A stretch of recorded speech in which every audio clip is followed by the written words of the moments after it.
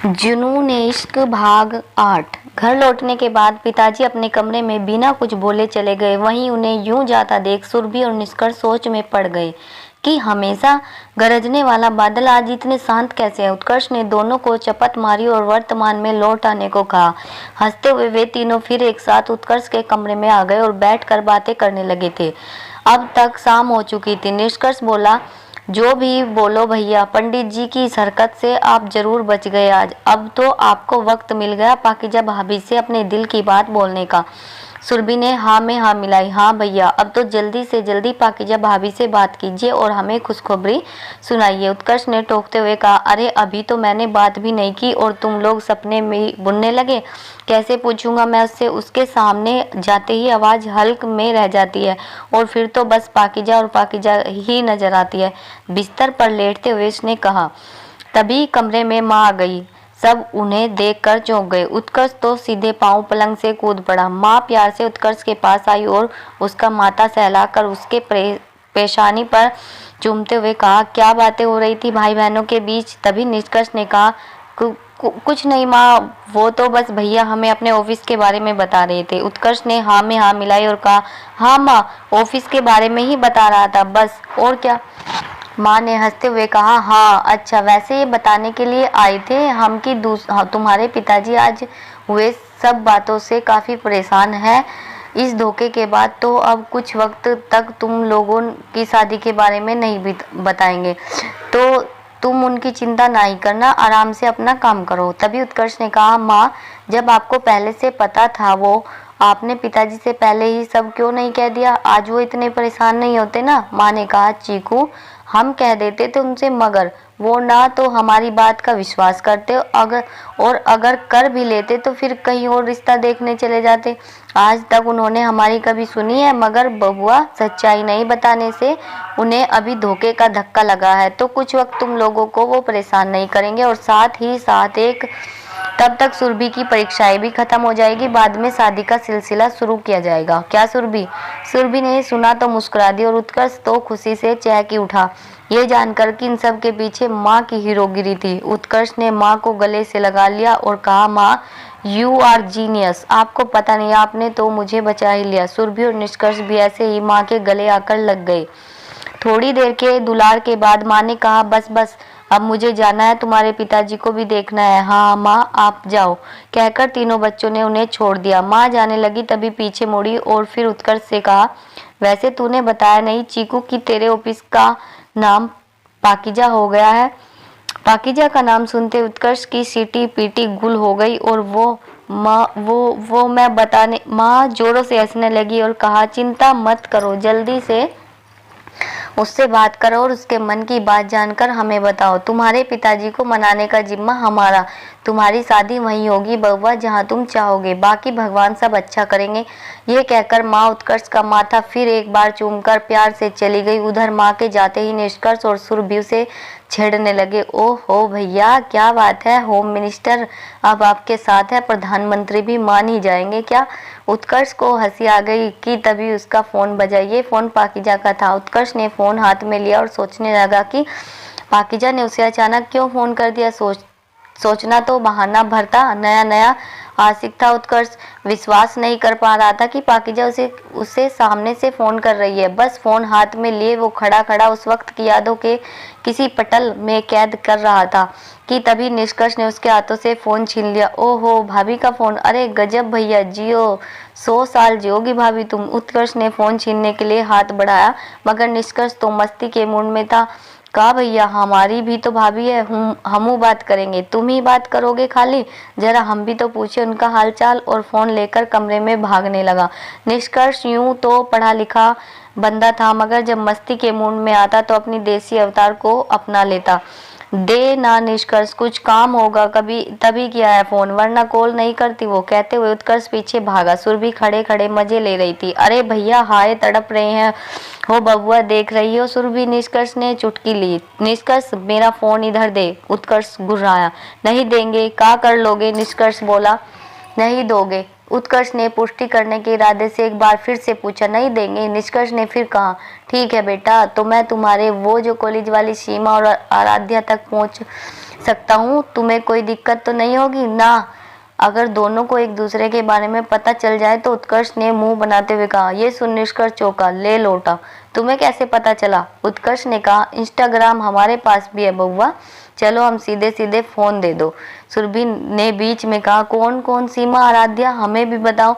तभी निष्कर्ष ने सुरभि से कहा, रुको यार, यहाँ रायता फैल गया है और तुम बीच में मसाला कूटने आ गई। देख लो भैया, फोन दे रहे हैं मगर आप कुछ नहीं बोलोगे पक्का? फिर उत्कर्ष ने कहा, ठीक, फोन दे अब वरना कट जाएगा। निष्कर्ष ने फोन उत्कर्ष की ओर उछाल दिया और उत्कर्ष ने जल्दी से उसे लपक लिया और कॉल उठाने ही वाला था कि तभी कॉल कट गया।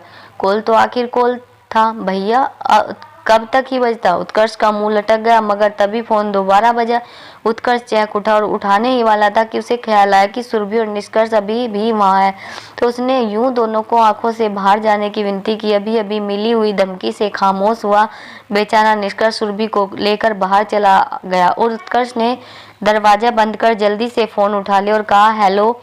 उधर से आवाज आई, हेलो, कहाँ थे आप? कब से कॉल कर रही हूँ। उत्कर्ष का मन किया कि बोल दे आपके ख्यालों में, मगर फिर से जैसे दिल को काबू कर लिया। वो मैं बाथरूम में था।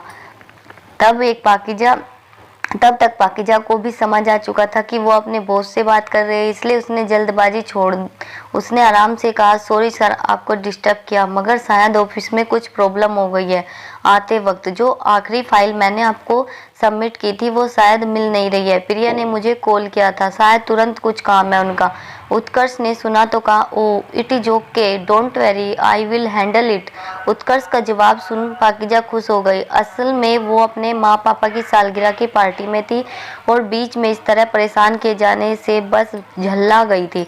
पाकीजा ने उत्कर्ष को धन्यवाद कहा कि तभी पीछे से पाकीजा के पापा ने आते हुए उसे आवाज दी और कहा, पाकीजा बेटा कहाँ है? चल जल्दी से, सब बुला रहे हैं उधर।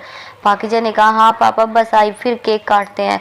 पापा ने उसे फोन पर देखा तो इशारों में पूछा, कौन है? पाकीजा ने कहा, उत्कर्ष सर। तब पापा ने धीरे से कहा, मेरी बात करवाना जरा। पाकीजा चौंक गई और पूछा, आपको क्या बात करनी है उनसे? करूँगा ना, तू दे, पापा ने कहा। तो पाकीजा ने कहा, वो सर पापा आपसे बात करना चाहते हैं, कहकर फोन स्पीकर में डाल दिया। उत्कर्ष समझ पाता और पूछ पाता कि मुझसे क्यों बात करनी है भला उनको। तब तक पापा ने कह दिया, हेलो बेटा। उत्कर्ष ने संभलते हुए कहा, हेलो, नमस्ते sir, happy anniversary to you. पापा ने कहा, थैंक यू बेटा, आपकी शुभकामनाओं के लिए भी और पाकीजा को उन बदमाशों से बचाने के लिए भी। उत्कर्ष ने सोचा और फिर उस रात की बात याद कर कहा, नहीं सर, वो तो मेरा फर्ज था। पापा ने आगे कहा, शुक्रिया बेटा, ये तो आपका बड़प्पन है। पाकीजा ने बताया कि आप दोनों का झगड़ा भी हो गया था किसी एक्सीडेंट को लेकर। तो ये बच्ची है बेटा, मासूम है, अभी दुनियादारी नहीं समझती। हाँ थोड़ी गुस्सैल है मगर दिल की बहुत साफ है मेरी बच्ची, ख्याल रखना आप इसका और हो सके तो माफ कर देना। उत्कर्ष का दिल बाग बाग हो उठा। उसने कहा, अरे सर आप चिंता मत करिए, मैं ख्याल रखूंगा उनका। अब तक पाकीजा की सहनशक्ति जवाब दे चुकी थी, इसलिए उसने कहा, हो गया पापा, तो चलिए केक काटते हैं, सब इंतजार कर रहे हैं। उत्कर्ष को मन ही मन पाकीजा की इस चिढ़ पर हंसी आ रही थी कि वो मुस्कुराने लगा। पापा ने कहा, अरे हाँ, केक काटना भी तो है अभी बेटा, चलो केक काटते हैं वरना मेरी प्यारी बिटिया जान ले लेगी मेरी। उत्कर्ष कुछ कहता उससे पहले पाकीजा ने कह दिया, क्या पापा, अब उन्हें क्या बुला रहे हो आप? नॉर्मल कॉल है कोई, ये वीडियो कॉल थोड़ी जो सर भी केक कटिंग देख पाएंगे। अरे वाह, ये सही बात कही तूने, वीडियो कॉल है, नहीं तो क्या हो गया, लग जाएगी, तू लगा ले दे जल्दी से वीडियो कॉल, तेरे सर भी शरीक हो जाएंगे पार्टी में। पापा ने चहकते हुए कहा, पापा ऐसे कॉल उन्हें दिक्कत होगी। पाकीजा ने मना करना चाहा। अरे कोई दिक्कत नहीं होगी, क्यों बेटा, कोई परेशानी है आपको वीडियो कॉल से? पापा ने उत्कर्ष से पूछा। ना नहीं सर, मुझे क्यों परेशानी होगी, मुझे खुशी ही होगी। उत्कर्ष आखिर मना कैसे कर देता, इस बहाने तो उसे पाकीजा को देखने को मिल रहा था। ये हुई ना बात, चलो बेटा जल्दी से लगा दो कॉल। अब भला पाकीजा के मना करने पर सुन ही कौन रहा था, उसने भी कॉल मिला दिया। उधर उत्कर्ष भागते हुए जल्दी से अपने बालों में कंघी फिर लैपटॉप खोल कर बैठ गया। पाकीजा को बड़ी स्क्रीन पर देखना जो था उसे झट अगले सेकंड में वीडियो कॉल आ गया। उत्कर्ष ने एक लंबी सांस ली और फिर कॉल उठा लिया। दूसरी तरफ उत्कर्ष ने पाकीजा को देखने की उम्मीद में आंखें चौड़ी कर ली थी, मगर उसे वहां पाकीजा के पिताजी नजर आए। उत्कर्ष ने उन्हें देखा। दुबले पतले से घोड़े चिट्टे सफेद रंग के कुर्ते में मोटे फ्रेम का चश्मा डाले वो एक सज्जन पुरुष नजर आ रहे थे। संभवतः पाकीजा के नैन नक्श काफी हद तक उन पर ही गए थे। उसने औपचारिक रूप से उन्हें दोबारा मुस्कुराते हुए नमस्ते किया और तभी पाकीजा ने पाकीजा की मम्मी से उत्कर्ष का परिचय कराया। हालांकि आसमानी साड़ी में लिपटी उस महिला को देख उत्कर्ष को लगा कि भविष्य में जब वो पाकीजा को इस उम्र में देखेगा तो वो भी बिल्कुल ऐसी ही लगेगी। हमारे उत्कर्ष जनाब की तो आजकल हर बात पाकीजा से ही शुरू और उसी पर आकर खत्म हो रही थी। उत्कर्ष पाकीजा की माँ से बात कर ही रहा था कि तभी पाकीजा की आवाज़ आई, पापा मम्मी आप दोनों ने बातें कर ली है, अगर तो प्लीज केक काट ले हम लोग। पाकीजा आज काफी चिढ़ गई थी। ये पहली बार था जब उसके माता पिता उसकी जगह किसी और से इतने प्यार से, यूं कहो इतनी अटेंशन दे रहे थे।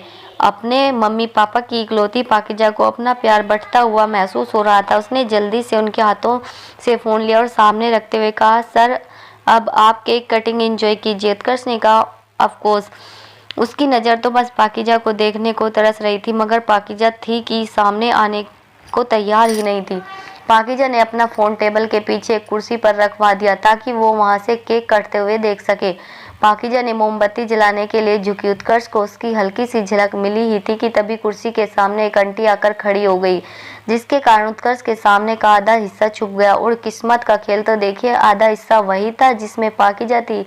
उत्कर्ष सामने की महिला को हटने के लिए चीखने लग, यूं कहो गुहार करने लगा, मगर तालियों की गड़गड़ाहट में उसकी आवाज़ दब गई। उत्कर्ष थक हार कर उदास बैठ गया। पापा और मम्मी ने मिलकर केक काटा और फिर पापा ने केक का टुकड़ा उठाकर पाकीजा की मम्मी को खिलाया, जिसे उत्कर्ष ने देखा। मम्मी ने भी एक टुकड़ा उठाकर पापा को खिला दिया। उधर उत्कर्ष झल्ला रहा था। फिर से अभी पाकीजा को देखने के लिए उसने अपनी उम्मीद शायद छोड़ दी थी। उसने हताश से अपना सिर झुका लिया। पापा ने फिर दूसरा टुकड़ा उठाकर पाकीजा को खिलाने के लिए बढ़ाया। तभी अचानक किसी ने सामने वाली आंटी को आवाज़ दी और वो आती हूँ कहते हुए वहां से हट गई। उत्कर्ष की नजरें अभी भी नीचे ही थी कि तभी उसके कानों में एक आवाज़ गूंजी, पापा थोड़ा सा ना। उत्कर्ष ने झटके से सर उठाया और सामने अपने लैपटॉप के कुछ इंचों की स्क्रीन से झांकती उसे पाकीजा नजर आ गई। काले रंग के लंबे जालीदार सूट पहने, काले रंग के बड़े बड़े झुमके डाले, लंबी काली खुले घने बालों को कंधे के एक तरफ किए हुए और चेहरे पर हल्के मेकअप के साथ वो बड़ी बड़ी अपनी कजरारी आंखों के साथ उत्कर्ष को पाकीजा को खुद पर कयामत ढाती हुई मालूम पड़ रही थी, किसी तरह से हुए हीरे की तरह चमकती हुई, जिसकी तारीफ मुमकिन ही नहीं थी। और उसकी खूबसूरती पर चार चांद लगा रही थी उसकी मुस्कान, उसकी वो हंसी जिसके साथ उत्कर्ष खुद को पल पल पिघलता हुआ महसूस कर रहा था। पाकीजा के पिता पाकीजा को केक का एक टुकड़ा खिला रहे थे और पाकीजा हंसते हुए थोड़ा सा खिलाने की विनती कर रही थी। हाय रे बेचारी लड़कियों की किस्मत, ये डाइटिंग साइटिंग में ही जिंदगी गुजार जाती है इनकी। अरे बस एक जबरदस्ती करते हुए पापा ने उसे खिला ही दिया और उसने भी खाया ही था कि पापा ने अपने उंगलियों पर लगा केक उसके गालों पर लगा दिया। उसे अचानक हुए इस हमले का अंदाजा नहीं था, इसलिए वो पहले थोड़ा सा चौंकी और फिर रोनी सूरत बना जर बच्चों की तरह मचलते हुए बोली, क्या पापा? और पापा ने हंसते हुए से गले लगा लिया। उत्कर्ष को उन दोनों बाप बेटी की जोड़ी काफी अच्छी लग रही थी। कितना प्यार करते थे पाकीजा के पापा पाकीजा से, और एक उसके पिताजी थे जिन्होंने जाने कब उससे हंसकर बात की थी। उत्कर्ष को कहो तो एक जलन सी होने लगी थी पाकीजा से। वो मुस्कुराते हुआ अभी उन दोनों को देख ही रहा था कि तभी सुरभि ने उसका दरवाजा खटखटा और कहा, भैया पिताजी बुला रहे हैं आपको, जल्दी चलो। सुरभि की आवाज़ सुनकर उत्कर्ष का ध्यान टूटा। मुंह से निकला, पिताजी अब कौन सी नई मुसीबत आने वाली है? ना चाहते हुए भी उसे जानना तो था, मगर वो पाकीजा वीडियो कॉल भी काटना नहीं चाहता था। उसने इधर उधर देखा, मगर दूसरी तरफ सब पार्टी में व्यस्त हो गए थे, कोई उसकी ओर ध्यान नहीं दे रहा था। तो उसने पाकीजा की मम्मी को इशारा किया। किस्मत से उन्होंने उसकी ओर देख लिया तो उत्कर्ष ने बाद में बात करने का इशारा करते हुए बाय कहकर फोन रखने की इजाज़त मांगी। मम्मी ने भी हंसते हुए खुशी खुशी बाय कहकर उसे इजाज़त दे दी। उत्कर्ष ने एक नज़र पाकीजा पर डाली और फिर कुछ चाहते हुए फ़ोन रखते और कमरे से बाहर निकल गया। पिताजी मिलने पिताजी से मिलने। उत्कर्ष पिताजी के कमरे में पहुंचा। पिताजी अपने कमरे में इधर उधर जल्दी जल्दी टहल रहे थे। उत्कर्ष समझ गया कि वह सुबह वाली घटना से अभी तक परेशान है। उत्कर्ष ने पूछा, अंदर आ जाऊं? पिताजी ने सुना तो कहा, आ जाइए। पिताजी कमरे में रखे सोफे पर बैठ गए। उत्कर्ष को भी बैठने का इशारा करते हुए कहा, बैठिए। उत्कर्ष चुपचाप सामने के सोफे पर बैठ गया। पिताजी ने कहा, कब की टिकट करवाई? उत्कर्ष ने कहा, जी। पिताजी ने खंगारते हुए गला साफ कर कहा, जो हुआ उसके बाद तो आपको वैसे ही बहाना मिल ही गया होगा निकलने का यहाँ से। फिर कब जा रहे हो आप? उत्कर्ष ने भी उसी अकड़ में कहा, जो हुआ उसके बाद नहीं, बल्कि पहले से ही तय था कि मैं कल निकल जाऊंगा मुंबई के लिए। आपका लाया रिश्ता गलत निकला, इसमें मेरी तो गलती नहीं थी। वैसे भी अब कोई काम भी नहीं है। पिताजी उत्कर्ष के इस रवैये से अब तैस में आ गए और कहा, हाँ हमारी गलती थी, हाँ, अब सुधारेंगे भी हम ही। आप ये मत सोचिएगा कि पीछा छूट गया। बात कर ली है हमने, बनारस वाले मिश्रा जी से बात कर ली है। जल्दी ही वो किसी अच्छे संस्कारी बिरादरी वाले रिश्ते का इंतजाम किए देंगे।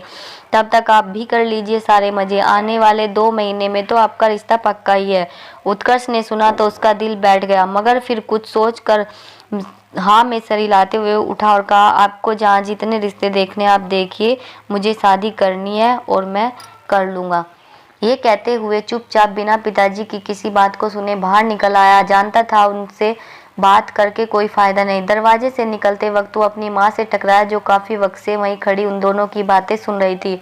अपनी माँ को देख उसने उनकी ओर आस भरी नजरों से देखा तो माँ ने आश्वासन में अपना सिर हिला दिया और मानो कह रही थी कि तुम बेझिझक किसी की चिंता किए बिना जाओ, ये मैं यहाँ सब संभाल लूंगी। उत्कर्ष वहाँ से निकल आया। तड़के सुबह सुबह उसे मुंबई के लिए निकलना था, तो वो सबसे मिलकर सिवाय पिताजी के मुंबई के लिए निकल गया। निष्कर्ष, सुरभि और माँ तीनों ने उसे जल्दी पाकिजा से बात करने को कहा था और अब उत्कर्ष खुद भी काफी उत्साहित था। आखिर उसके पास अब सिर्फ 2 महीने ही थे पाकिजा को मनाने के और उससे अपने दिल की बात करने का, वरना पिताजी तो अपना फरमान पहले ही सुना दिया था और उनका कहा जैसे पत्थर की लकीर ही थी। नए जोश और नए उमंग के साथ उत्कर्ष चल पड़ा अपने नए लक्ष्य की ओर। क्या कर पाएगा उत्कर्ष पाकिजा से अपने दिल की बात? कैसे होगी उन दोनों की अगली मुलाकात? क्या आने वाले 2 महीनों में उत्कर्ष पाकिजा को अपना बना पाएगा या फिर खुद बन जाएगा पिताजी के हाथों का बकरा? जानेंगे अगले भाग में। तब तक के लिए धन्यवाद। अगर आपको हमारी कहानी अच्छी लगी हो तो प्लीज़ आपसे रिक्वेस्ट है, आप एक लाइक तो कर ही सकते हो ना। एक लाइक और सब्सक्राइब करना ना भूलें। धन्यवाद दोस्तों। अगला भाग लेकर हम फिर हाजिर होंगे। तब तक के लिए नमस्ते, टाटा, बाय बाय। अपना ख्याल रखिए।